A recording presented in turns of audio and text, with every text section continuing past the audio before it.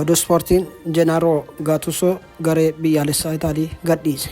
Leenjisaan garee biyyaalessaa Itaalii Jenaro Gattuso hojii isaa gadhiisuu beeksise. Itaaliin hirmaannaa waancaa addunyaa keessaa ala ta'uu isheetiin Gattusoon leenjisummaa isaa gadhiiseera. Kaleessa jechuun eebila 2026 pirezidaantiin federeeshinii kubbaa miilaa biyyattii fi dursaan garichaa Gianluigi Buffon itti gaafatamummaa isaanii irraa ka'uun ni beekama.